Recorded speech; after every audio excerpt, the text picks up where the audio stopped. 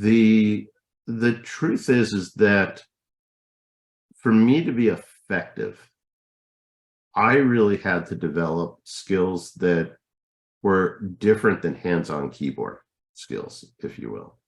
So yes, I can sit down and talk about technical details, but the level of activity for a CISO, generally speaking, is more at a 50,000-foot level than a 5-foot level.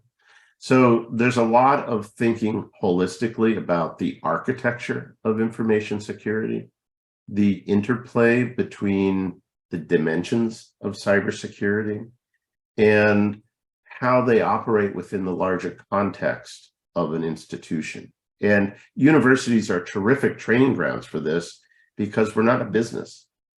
We're all businesses. We're a small city. And so what that really means to me is I can't just say, we have to go deploy this thing, do it. I have to deal with, how does that matter from an HR perspective? How does that matter from a political perspective? How does it matter from a resource perspective? There's the mechanics of deploying a service or imposing a policy. So the skills I really had to develop, I think, were, again, kind of holistic and looking at risk and resilience from an organizational perspective, not purely technical. And that's kind of a skill. Now, it's not in any way unique. Sorry, I ran out of coffee this morning.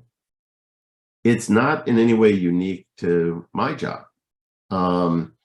One of the things I like to remind my colleagues is we all feel that, boy, cyber risk is so important.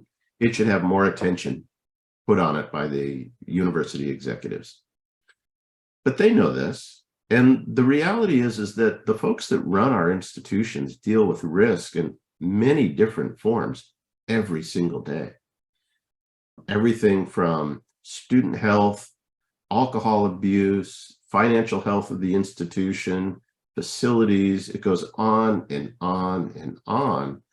And most of that's not cyber, but most of it's also incredibly critical to the health of the organization. I like to think of the folks that run housing and dining on a campus. I mean, they're feeding and housing the students that are the engine of the institution.